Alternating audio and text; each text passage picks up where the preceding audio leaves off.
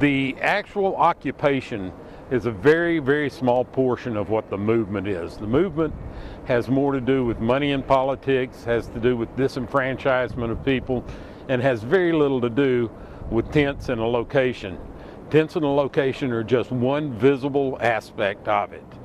There have been contacts with other groups. One of my close friends is actually came down from one of the New York places, but it's very loosely associated. To the extent that we're tied to other groups, it is over social media. I know what's happening in San Diego. I know what's happening in Portland. I know what's happening in San Francisco through the computer, but and through the TV. I watch Link TV, which is a Democracy Now! Really kind of covers the movement very well. But in general, there's nothing about the Occupy movement that has to link to another part. Each part is autonomous. Each person is autonomous. I don't speak for the group. I've been asked to speak to you, but I don't represent anyone but myself. So it was a really good marriage of resources.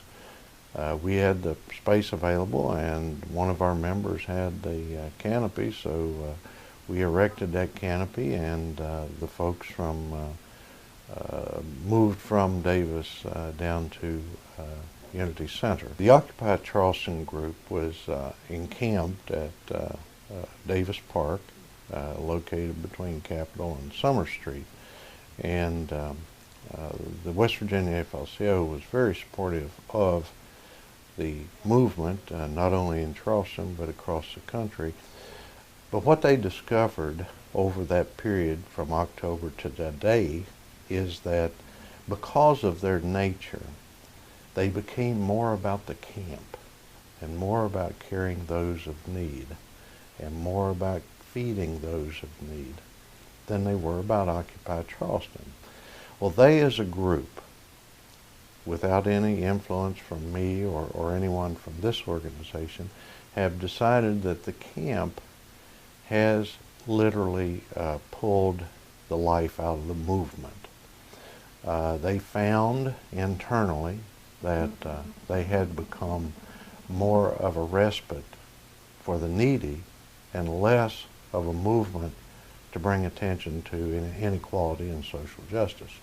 Their specific mission was to occupy Charleston, but they came because their tendencies to be more of the ilk of social workers than what we typically see as the me generation. Share, care, have a sense of being your brother's keeper is all alive and well in that Occupy group.